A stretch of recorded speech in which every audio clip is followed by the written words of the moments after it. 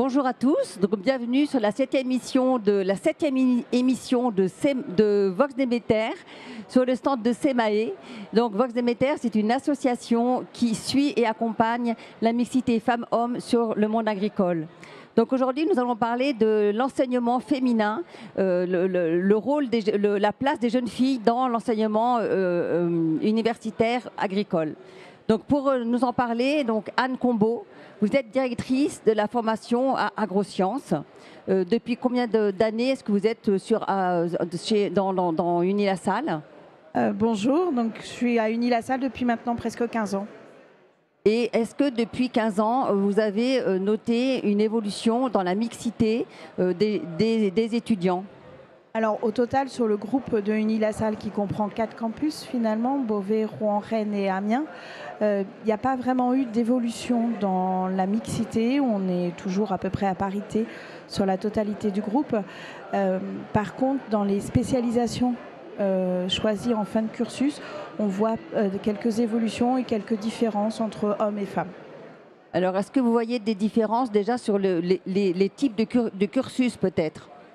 Alors sur les types de cursus, les formations courtes de type bachelor intéressent plus facilement les jeunes hommes. Et alors que vraiment la mixité homme-femme, on va plutôt la voir sur les formations longues de type ingénieur. Et comme vous l'avez dit, donc il y a 4 campus à Unilassal. Est-ce que selon les différents campus qui ont plus ou moins de spécialités, si je ne me trompe pas, est-ce que là aussi vous notez des différences? Je crois que vous faites de la géologie, l'école vétérinaire. Alors effectivement, toutes les formations qui ont plutôt un lien avec la santé, donc l'école vétérinaire ou alors la formation en alimentation santé qui est sur le campus de Beauvais, on va plutôt retrouver effectivement un profil de jeune femme, alors que sur le campus d'Amiens, où on est plutôt sur l'énergie, le numérique, la robotique, on va avoir plutôt une proportion plus importante de jeunes hommes. Merci. Donc Lola, donc vous êtes étudiante, Lola Mas, vous êtes étudiante donc à Unilassal, vous êtes en 2e année d'école d'ingénieur. Est-ce que vous, sur quel cursus d'ailleurs vous vous êtes inscrite et comment vous avez au départ fait ce choix, puisque est-ce que vous êtes issue du monde agricole ou pas? Bonjour, oui, donc je ne suis pas du tout issue du milieu agricole. J'ai décidé d'aller à Unilassal et j'ai choisi la formation agronomie agro-industrie. Il faut savoir que j'ai découvert le milieu agricole par un voisin agriculteur et en pleine période du Covid, et j'ai tout de suite accroché avec ce milieu. J'ai découvert aussi bien le monde de l'élevage que la production végétale, et donc c'est pour ça que je me suis dirigée vers le campus d'Unilassal pour faire un diplôme d'ingénieur en 5 ans. Alors, que je comprenne bien, vous n'êtes pas issu du monde agricole, vous vivez en campagne, c'est ça? Dans quelle région? Oui, exactement, je vis en Normandie, dans l'Eure. Dans l'Eure, d'accord. Et donc vous avez fait un stage de 3e, non? C'était un stage de seconde exactement, un stage de 2 semaines en seconde. Et par la suite, j'ai travaillé 1 mois en contrat chez eux. Donc vous étiez dans une exploitation agricole? Exactement, ils se sont diversifiés justement, et ils ont apporté de nouvelles technologies avec un robot de traite, etc. Et donc c'était d'autant plus l'opportunité pour moi de découvrir, on va dire, les nouveautés de ce monde de l'élevage. Et c'est là que votre vocation est née, c'est là que vous êtes dites, moi finalement je vais travailler dans le monde agricole. Exactement, j'ai toujours aimé la nature, les animaux, etc. Et voilà, travailler sur le terrain, dehors, etc., ça m'a toujours plu. Alors dès que j'ai fait mon stage, je me suis dit c'est bon, c'est ma voie et il faut que je me lance. Et est-ce que vous êtes posé la question à un moment donné de dire je suis une femme, est-ce que je suis vraiment destinée à travailler dans mon agricole? Oui, bien sûr, je me suis aussi posé la question parce que je connais rien au monde agricole, donc forcément en tant que femme et n'ayant pas trop de connaissances dans ce milieu, forcément ça peut être un frein. Mais en étant bien entourée, et en plus les exploitants dans lesquels j'ai travaillé avec eux sont aussi ingénieurs, donc elles comme lui m'ont aidé et m'ont poussé vers le haut. Alors comment vous êtes arrivé donc à partir d'un stage, comment vous êtes arrivé à Unilassal pour devenir ingénieur? Comment vous avez choisi l'école? Eh bien justement, eux ont fait anciennement Unilassal. Lui, ancien d'exploitant, a fait anciennement Unilassal. Alors il m'a tout de suite conseillé cette école et en faisant les portes ouvertes, etc., je me suis dit c'est ce campus, c'est fait pour moi. Et donc, quand vous êtes arrivé en première année, donc est-ce que vous avez été surprise par la mixité? D'abord, est-ce qu'il y avait une mixité? Oui, oui, j'ai tout de suite vu un équilibre, aussi bien entre promotion qu'entre filles et garçons. Ça ne m'a pas choquée et je me suis pas sentie à part les autres. Et est-ce que vous avez eu peut-être quelques remarques, peut-être, est-ce que autour de vous, de votre famille, ou même des élèves qui disent bon bah toi non, tu es une femme, tu ne pourras pas faire ça Alors forcément, auprès de ma famille, ça a été un petit peu une crainte au début parce qu'on n'est pas assez informé sur les débouchés du milieu agricole. Donc sur le coup, forcément, on s'est dit mais qu'est-ce que tu vas faire? Et au final, en apprenant davantage, non, il y a tellement de débouchés que en étant une fille, en n'étant pas issue du milieu agricole, on trouvera forcément sa voie, je ne me fais pas de doute là-dessus.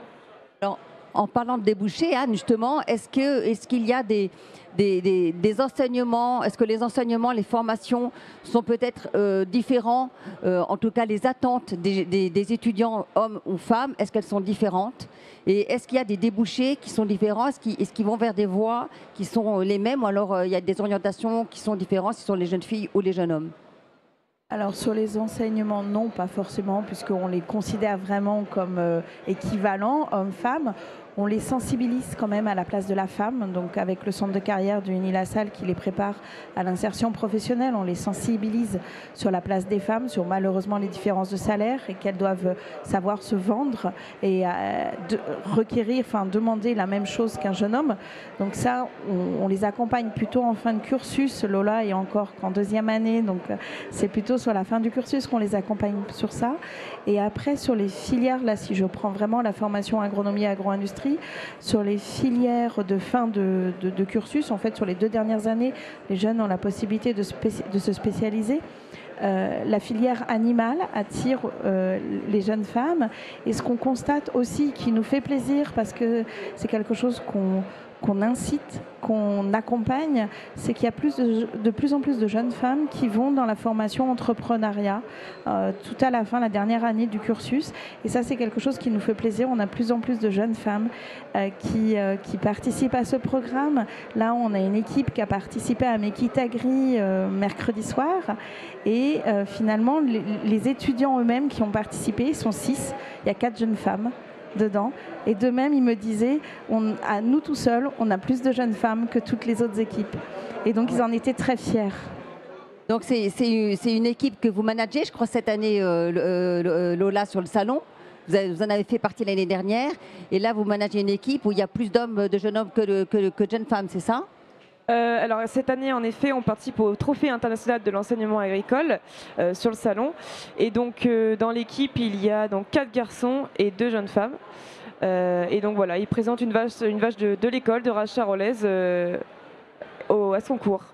Et donc vous allez vous orienter, comme vient de le dire Anne Combeau, dans la filière animale? Alors non, je suis plus intéressée vers le monde végétal, pour le coup. Mais voilà, comme j'ai tout à découvrir, j'ai envie d'aller voir un peu tous les centres d'intérêt pour ensuite trouver la voie qui me correspond. Alors par contre, Anne vient de parler de différence de salaire.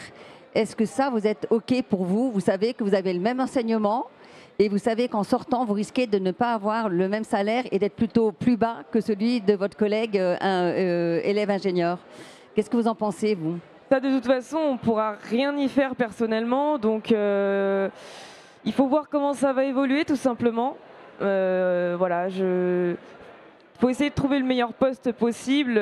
Moi, je pense que le tout, c'est de s'amuser au maximum et de se lever tous les matins en ayant l'envie d'aller travailler et forcément avec un salaire de quoi vivre aussi, forcément. Est-ce que vous étiez au courant de cette différence de salaire?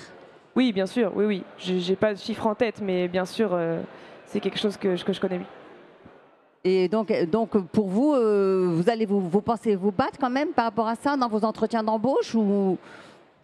Oui, je pense que c'est un critère à aborder dans tous les cas. Après, voilà, tout dépend quelle entreprise s'offre à moi. Et bien sûr, oui, c'est un sujet qui est évoqué dans tous les cas, ça c'est bien sûr. En tout cas, j'ai bien retenu que vous allez rester dans le monde agricole, que vous avez découvert cette passion, en tout cas, quand vous étiez lycéenne, et qu'aujourd'hui, aujourd'hui, sur le salon, en tout cas, vous managez des jeunes hommes et des jeunes femmes et que vous souhaitez continuer dans ce sens-là.